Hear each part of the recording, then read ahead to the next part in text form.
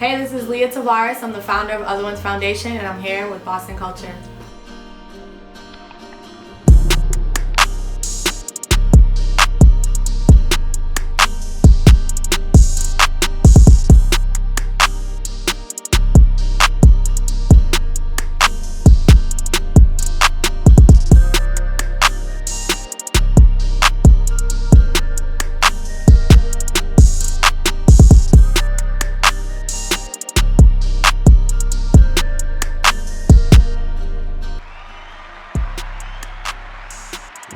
Welcome back, everybody, to Boston Culture Podcast. I'm your host, Pat.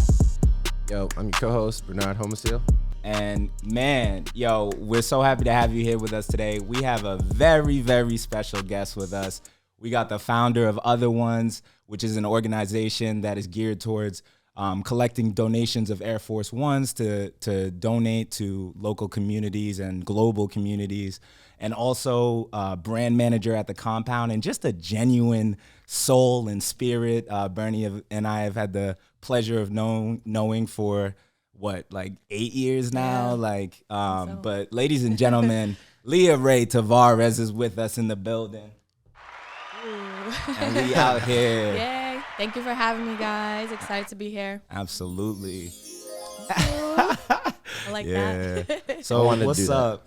What's up, Leah? It's so good to have you on the podcast, and we just wanted to kind of connect with you. We've been trying to coordinate for a while now, so very happy to have you. And we just kind of want to kick it off with asking you a little bit about what happened recently. You had been gearing up to collect over 100 Air Force One donations and donate them to Cape Verde. So we just wanted to hear about that experience. How was that? Yes. The inaugural drop.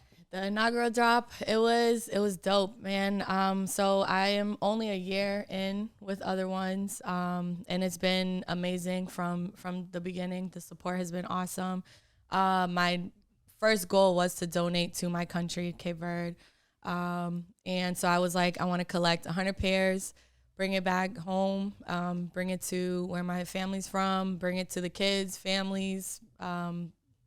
We actually ended up bringing them to, there was a program there called For Life Inc. That I connected with, and she found like 3 programs of families, and we did like a big event at a park. We had a DJ, we had the Cape Verdean Basketball League come and volunteer.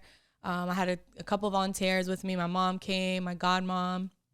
And we just had like a whole day, just made it like a big thing and gave out sneakers. And then I had larger pairs left over. So we went to a recovery center, my last day there, like that morning, and went there and dropped off to a couple men there. All of it was moving, incredibly moving. We all went to BC and Boston College, and we know it's very like men and women for others and a lot of service-based work. And I feel like I've always kind of been involved in community and service and all that. I went to Jamaica with BC, but I think this one definitely hit different. Like going back to, I'm seeing kids speaking my own language. Like they look like me. They look like my little cousins. They were calling me Thea. Like it was unreal. It was really unreal. Absolutely. Yeah. Like dive in more to the identity piece. Like what you're bringing up is, the alignment that you feel with the work that you're doing and giving back, and having it be so directly tied to you and your family. Like wondering if you could talk more about like how you came to the realization that you wanted to give back to Cape Verde. I always felt a connection, obviously, with my culture. Like growing up in Boston and Upham's Corner, Piscana, and it's like the whole strip is like that's my aunt's house, my uncle's house. Downstairs is a cousin. Like it's just family all over the place. So I definitely have never felt disconnected from my culture. But I think going there, I felt even more like I felt that's home. Like as soon as I touch the ground, get off the plane, I'm like, like it's incredible. And I think just being able to give back was so humbling, like I think you always, like I'm sure we always send stuff back home or, to anyone who might be less fortunate from anywhere. But I think like I felt more of a connection because I'm like, these are like my little cousins probably like my last name runs rampant in Cape Verde. So I'm like, yo, like, am I somebody out there, you know? But yeah, it was, I don't know, for it to be your own people, I feel like now I felt a stronger connection to my culture and my background and my people and all that. So to me, fire. I think like the biggest thing that I saw from it, because like you said, I'm Haitian. I understand that we can always give back our hand-me-downs. But the thing that I like is that you took like a fashion approach to it. You cared a little bit about the aesthetic. Yeah. Air Force Ones is a staple out there in fashion. It's like kind of like where you start off when you collect your basic white kick, your basic black kick. 100%. You're starting off with those. Air Force, yeah. I really like that you chose this kick, and I really like that you're giving it back to like the youth, so you can kind of like inspire a little bit of what draws your eye, kind of a little bit younger. I don't know if that's just me like going far-fetched. Bernie does that, but like tell me a little bit why this kick, and then like why giving it back to these kids at this like stage, because to me when I saw the pictures, I was just blown away with like, that's gonna like do something for a young man or young girl with fashion. They're gonna grow up and like take a little bit more appreciation to their look a little bit, the aesthetic of like everything that they're putting on. So I don't know. No, I think you hit on it. You for sure hit on it. I think for number one, like I work in marketing and all that, and then in the culture and everything. So and I love sneakers. All of those things are important to me, and most important to me is service and giving back. So that's the whole, like, that's what brought other ones, and that's how it was born. Though that sneaker itself is like, that's a staple sneaker. Like we have songs about it. Like if you see someone with a fresh pair, like all whites, like, like that day might be important. Like they might have some shit to do, somewhere to go, For me personally, I wore a fresh white pair every first day of school in high school. And I wanted everybody to see me and be like, yo, she's fly. And it's just a white pair, but it's like that specific pair. Yeah. And I just wanted to draw attention to the importance of it and the fact of like people wear them one time and throw them away, or, there's a collection in your closet. So I'm like, yo, like, maybe we should give these away, especially during COVID. I'm like, people are like growing to, falling out of jobs and everything. So I'm like, I want to do something cool. And I was already doing sneaker drives and shit, but like, so it's nothing new that I'm doing. But I think it's that marketing piece. Like people now, they're like, only white Air Forces? And they'll come and ask me like, I'll get DMs, why only this sneaker? So I'm like, now you're thinking, Yep. And I have them like, okay, oh shit, I do have like a bunch of pairs, like, in my closet, and then I think it for the kids, for the youth, like that's straight confidence. Like the kids in Cape Verde, once a pair fit them, I was like, all right, you can't be running around with these sneakers, okay? Like you're not playing soccer in these. These are a special pair. Like go to church with them. Yes. Go sit in the front of your class with them, and you better answer a question. Yes. Like that's how I was kind of. It's not like you could be fly, but I'm like, this sneaker. I mean, you had a ripped up pair. Some of those kids, like I saw like needle and thread to keep the shoe together. You know what I mean? Yeah. So I gave them a fresh pair, and like they were immediately like super, super confident, they were already wiping the pairs down as soon as they put it on. So I'm like, okay, yeah, like. Another thing, and I'm just taking this from the recent article that you did with Sneaker News. I really like that. There's something that you mentioned that it was very simple to get this kick and restore it because it is also a Nike, Air Force One. That process, were you with a toothbrush, working? What were you doing to restore some of these kicks? You know what I'm talking about? I get that question a lot because the sneakers always look super like fresh, brand new. To be totally honest, I don't do that much restoring. Like a lot of people honestly gave me a lot of white, like fresh pairs, like Nike.com, and shipped it to me, which is incredible. Like, oh my goodness. Thank you to everybody who did that. Also, shout out to Giovanni, who's another BC alum who wrote the story on me for Sneaker News. That was super dope. Like I had, there you go. I connected with Reshoevnator, and they sent me a ton of sneaker wipes to bring out to Cape Verde, and then I had a ton. So I just recently went to Mattapan. They had like a farmer's market, and I donated some there, and then gave out sneaker wipes as well. But yeah, the most I'll probably do is like a little wipe on the front, and then like I might wash laces. But for real, like I really didn't need to do much. No, that's perfect. There's plenty of people walking around out there with some dusty Air Force Ones. We just, just curious, is there a requirement in terms of quality? Like, no, not at all. Not at all. I only said no to one pair. What was it up was with beat like dragged through the mud. You know what I mean? And like that, it was kind of. Like I was like, damn, like I might just have to like cop a pair in that size and just. Is that when you say to them thanks but no thanks? You like politely. I still took it, and I threw it in the wash. No, that's what I'm saying. Like I threw it in the wash. Yeah, I was like, cause that's my thing. I'm not gonna be like, no, whatever it is, I'm gonna take it. I'm gonna make do. But also, I was like, damn, like the person I might be giving this pair to, that's like a little foul. Yeah, I'm like, I don't know if I could really give like a muddy pair. Yeah. I don't know. It was like the thread it was crazy. I'm like, right, you've definitely been holding on to these like for a while. Right. So, but yeah, only one. That's the only time. But overall, any size, any condition, I'll take the sneaker for sure. Yeah. Now I just have to ask, this idea, was this a pandemic creation? Was this like born during the pandemic? Like this is what you're thinking during a time that is just so crazy. Yeah. How am I going to give back to this world? Was that where it came, or did you have this idea cooking up like Squid Games for a long time and no one didn't really realize it? Then you're letting it drop right now. Yeah. What happened? It was definitely over the pandemic. Like I live in New York. I've been there for 4 years. And I came back home to Boston.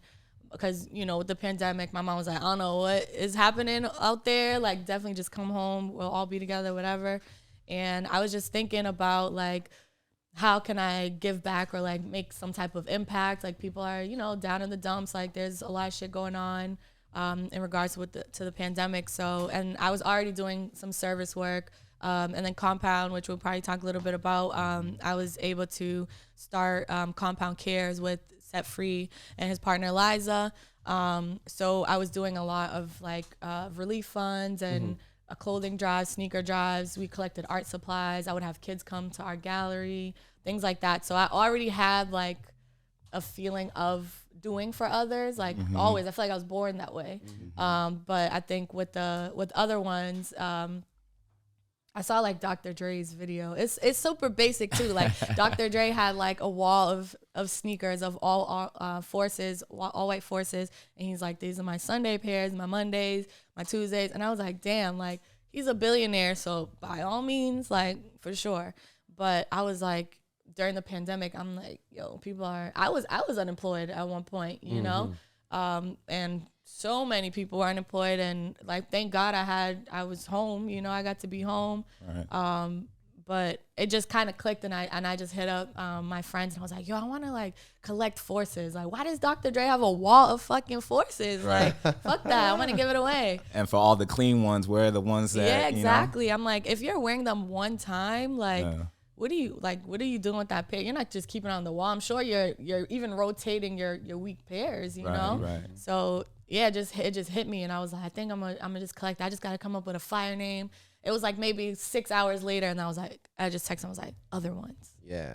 One, like the number one. And they was like, whoa, that's hard. And I was like, okay, let's do it. And then I just hit up another BC alum, actually, Jordan Bowers, who drew out my logo. I just sent him like some colors. I told him I wanted the Nike sneaker without the check, because I don't got a check. And I put it all together, and like, yeah, it was just from there, like, yeah.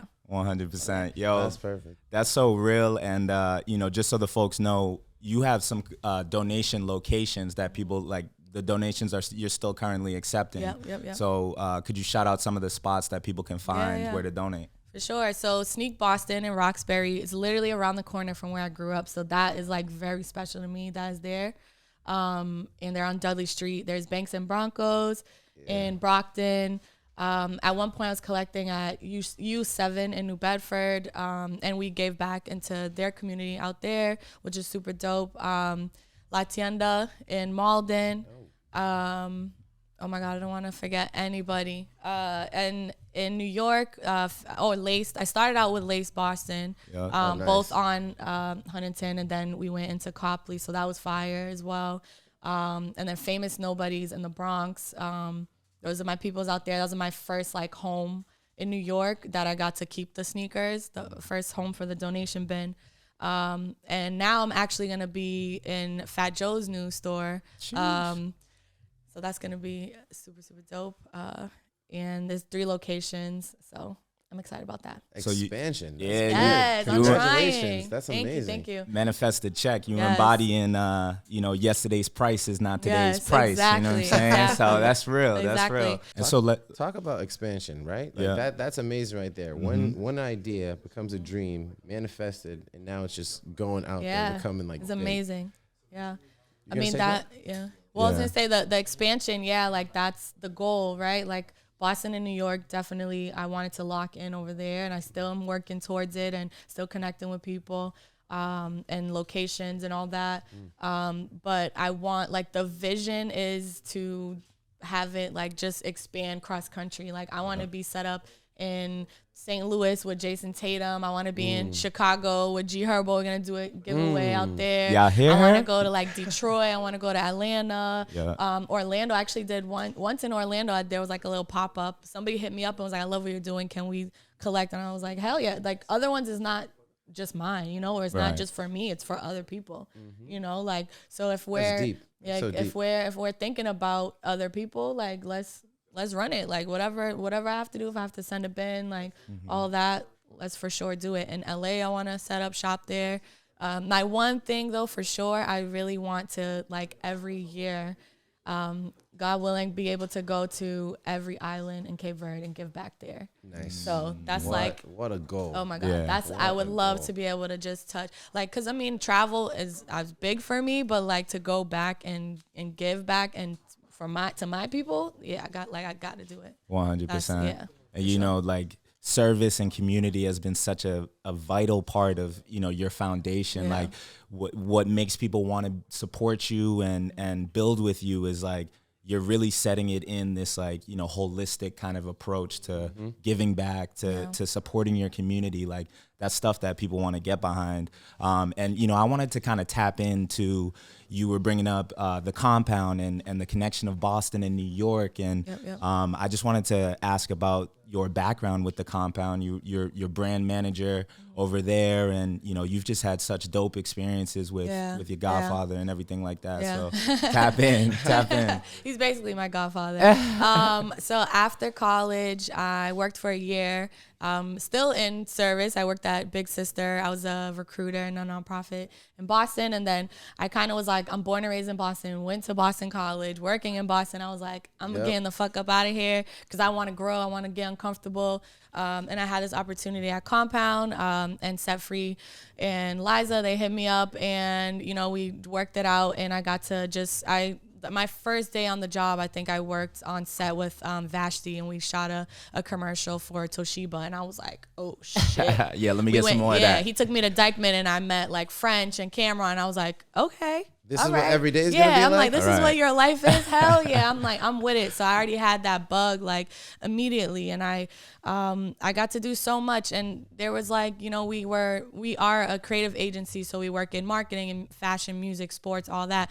Then one day Set Free's like, yo, I like art. Let's open up a gallery. I'm like, let's fucking do it. So I went, I Googled, how do you open up a gallery, you know? And I was like, what do we need? Like, and we made it happen, and we had it for like 2 years. And there we did so much there, and we were right in the South Bronx where nobody wants to go, you know what I mean? We had people coming from Brooklyn, like we had all these artists and just everybody, people who look like, you know, in suits to the hood, like the hood niggas around the corner.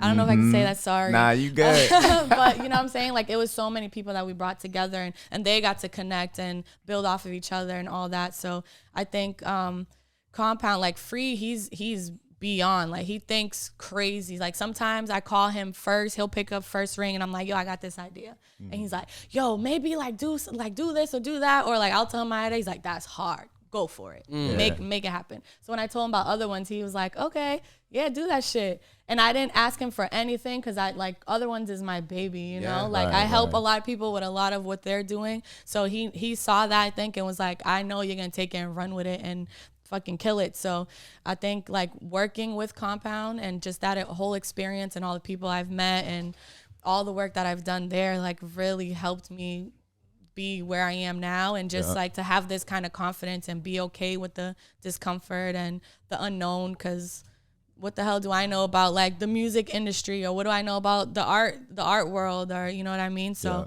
it was really dope to like kind of, you know, be in a room with a man like that and all the people he had in there, and kind of shine through still.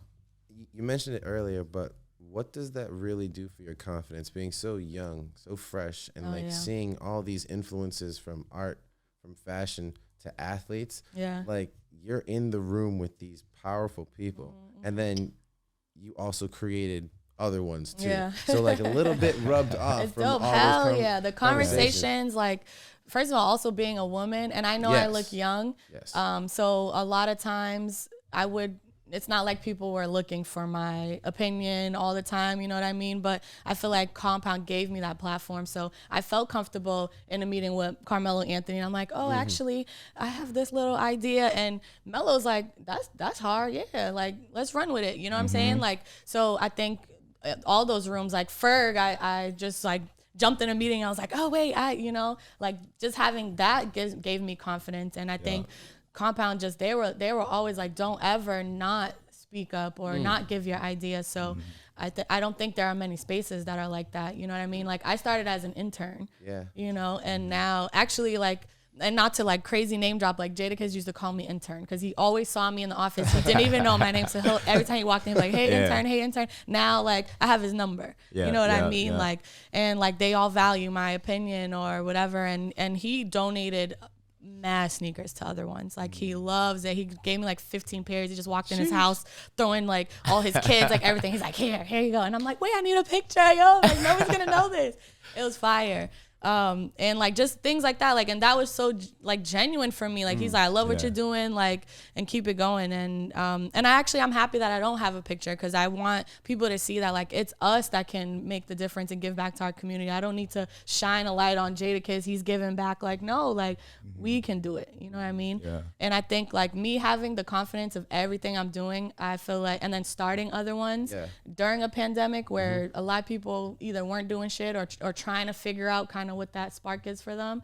I feel like I gave a lot of people like motivation to like start something and or to give back and to do for others. And like I'm so honored to kind of not lead that, but be a part of like that community who's like setting shit forward. Yeah, 100%. And you truly do inspire the community. Like, just seeing what you're doing. I'm honored. I'm so grateful. Yeah, 100%. Like, seriously. And you know, I think that there's a lot of people who may be listening that are like on the verge of starting their own business, or on the verge of really just taking ownership of their impact in the world. And, you know, I'm curious, you know, as you're navigating this, you're still growing your brand and you as a person. What advice would you give someone who maybe, you know, fighting imposter syndrome right now, or like doubting themselves in this process? Like, what have you learned most by going through it? Yeah. Yo, talk to God for real. Like, my relationship with God is strong for real, because you be going through it, and you're going through it by yourself, right? Imposter syndrome, that shit is just within. Like, you gotta beat that. You gotta beat that out of yourself, you know? Because like, I go through that all the time. I get so many DMs like, yo, I love what you're doing. And then sometimes I'm like, what the fuck am I doing? Like, what are you talking about? You love what I'm doing, you know? So it's like, I gotta really fight with that myself. So yeah, the one answer is God, you know, but, for real, I think, or also, just leaning on others and others' support. Like, I'd rather like really like be appreciative of all the love I'm getting than any of the hate I'm getting. Like, even when you guys first posted me on Boston Culture, like, I found myself scrolling like fire signs, dope. So she's fire. I saw like one hater. You know, like somebody talk shit like, why would she bring a white pair of sneakers to Africa? Like, it's dirty. And I was like, fuck that. You know what I mean? Like, wow. I didn't even like let it faze me. I thought it was even dope. Like, I love that you shared your idea. Like, that's thank you. You know what I'm saying? But like, I think like any other way would be, any other way, like, I probably would have just stopped maybe. You know what I mean? 100%. Like, damn, he's right. I can't go to Africa no more. You know what I'm saying? So 100%. Yeah, it's but like, I battle with that every day. Like, I don't have the answers for real. Yeah. You know? Like, we can run in circles all day trying to figure out what it is, but. right. For me, like seeing you like truly speak things into existence is like honestly like the key like thing to manifest. If anyone's like Absolutely trying to figure out the message for like this whole thing, because it's like an idea during a time when you were either lazy, not doing anything, or just being complacent and just settling for like what's the normal. You took something that you were inspired from work every day, which you're already doing. You're seeing that out there. You're already in the room with some of the people who we deem like mentors or like influencers. And you're just like, like I'm trying to be like them. Hell yeah. Exactly. Like I'm trying to be in those rooms all the time.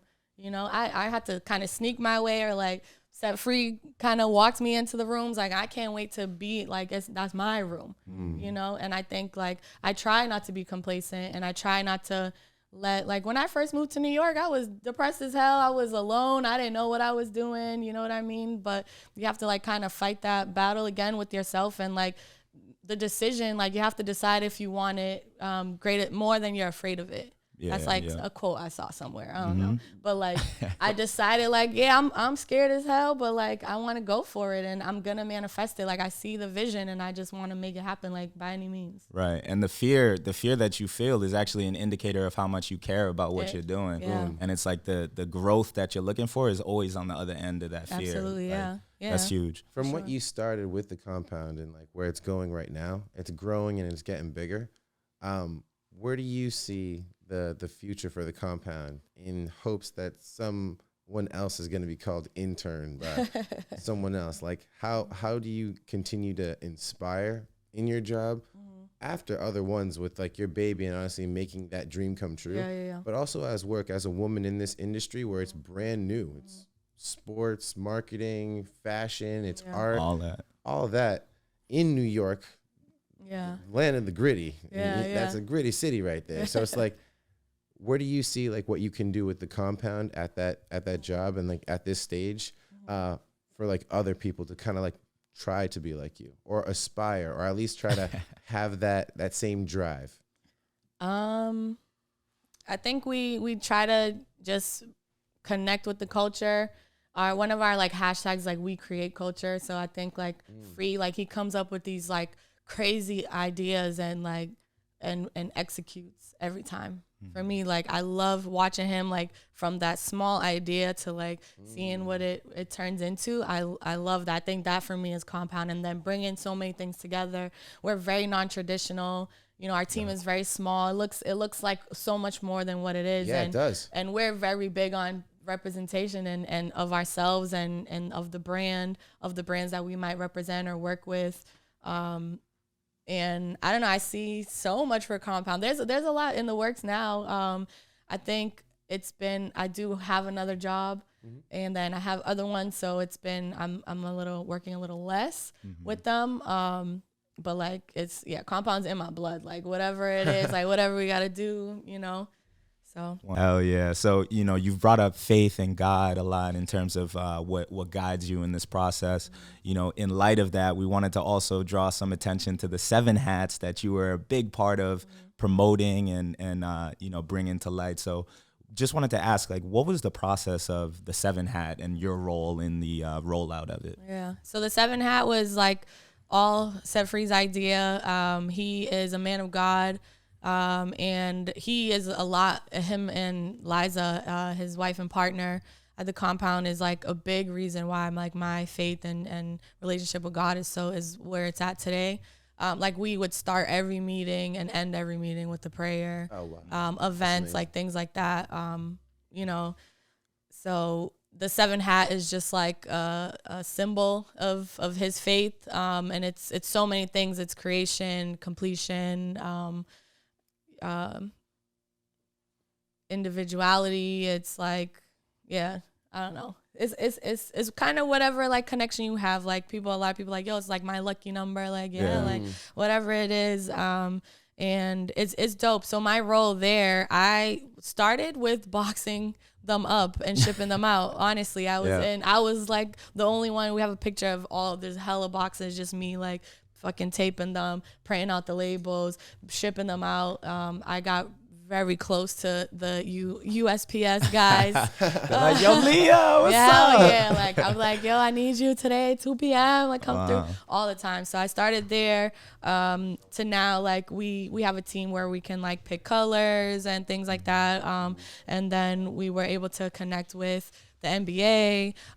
We have other plans for the hat as well, but like the support has been fire. Oh yeah, you could catch some players wearing the 7 hat, like Kevin Durant. You had Kyle Lowry rocking that, Spider Mitchell, right? Yep. All of them, you know, like you definitely had that reach. Jadakiss too, you know, beyond the NBA. So that's so fire. And I like what you're bringing up about, you know, you were in the trenches, you know, and doing the boxes, and also, you know, being in contact with UPS. It's like throughout the process, one thing that I'm seeing is like your consistency is like your genuineness, because something as little as something as little as like contacting UPS, like that could go left if you're not a genuine person in the process. You know what I mean? Like that is so key.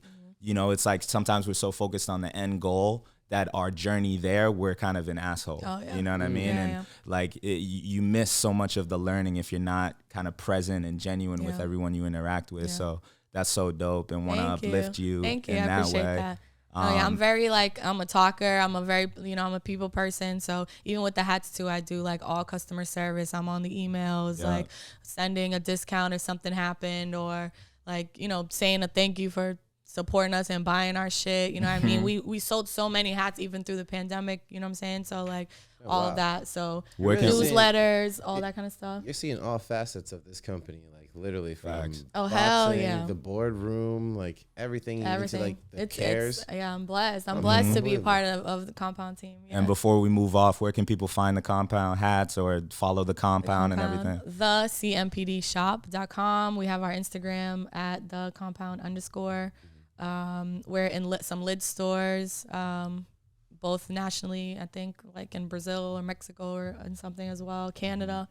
We have a lot of love from Canada, from Kyle. Kyle is dope. 100%. So, y'all gonna get Drake in one of these days. Hell yeah. Manifest that. 100%. Just gotta manifest it. And, you know, to push forward, you know, we talked about the compound, we talked about other ones, and, you know, your kind of like marketing mindset when it comes to these things. Now you're moving forward with this new position. Curious if you could talk to us a little bit about what's next for you. Yeah. So I started working back in July for Wyden & Kennedy. So it's an advertising agency. They have a couple of offices. I started in the New York office. I'm an executive assistant, and I work for the coolest boss, JP, and he got a promotion. He's now the executive creative director. And he's like in a ton of like articles and shit too, like super dope. He reminds me a lot of Free Tua. So I think like moments like that, I'm like, that's God, you know what I mean? Just like bringing me to like in front of somebody like that, or him in front of me. But his transfer is to Portland. So I'm going to just rock with him and go out there to Portland and see what's happening in Portland, Oregon in January. Well, you know, your baby, the other ones who makes those kicks, also is out there in Portland. Oh, so, yes, you know, yes. With all the work that you be doing, maybe you can like bump shoulders at Nike. You know what I'm saying? Try to do some work there. That would be very nice. 100% manifest that. But they have to send the check first. Exactly. You know, before you work with the check, then maybe we can put the check on the logo. Right. Nah, that's what's up. You know, one of the things that you definitely brought up throughout all of this is like community and the role that it's played. As we think back, you know, our connection being Boston College, you know, I'm curious if you could put yourself back in the mindset of you graduating from Boston College, you know, on your horizon was like moving to New York and doing the work that you did. Think about your mindset then. What would you right now share with you back then in terms of your growth? That's a good question. I think meat set free sooner. Yeah. No, for real. I think get uncomfortable sooner, for sure. I was a little old. I feel like sometimes I was a late bloomer in a lot of like spaces and phases and like mindsets.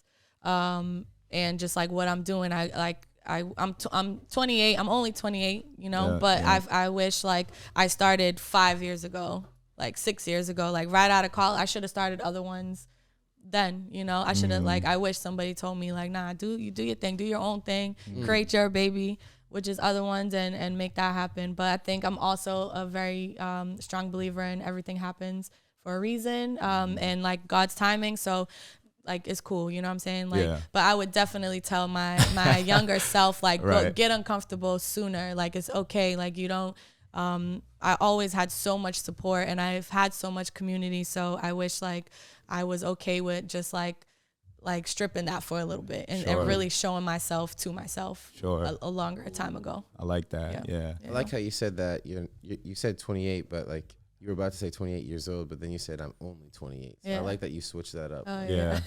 You with words, and I like Well, how you're like thank you. manifesting what you're saying, and you're speaking. Yo, the these power things into it. of what you say, the power of the tongue is strong for Yeah. real. That's true. And That's it's really fire. is. It's fire that like, you know, because you back then wouldn't have, you know, you had so many experiences from, you know, BC to now, and in those experiences, even if it like didn't elevate you to the point that you wanted, everything is a reference to be like, I don't really want that. Yeah. You know what I mean? Yeah. So now you've been able to develop a certain level of confidence where it's like, I know for a fact that this is what I'm here to do, because I've been through, you know, the boxing. I've been through, you know, situations in New York where Yeah. it's like, I don't want this. I do want that, you Yeah. know? And so Absolutely. every day you're kind of building that wherewithal to be like, nah, this is what I'm about, you know? So that's so fire. And then second part of that question would just be, you know, as you reflect back and see how much you've grown, anticipating how much you will grow, what do you think Leah 5 years from now would tell you currently?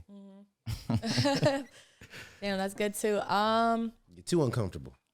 I'm too uncomfortable. Right. Lock in, just like one thing, work one job.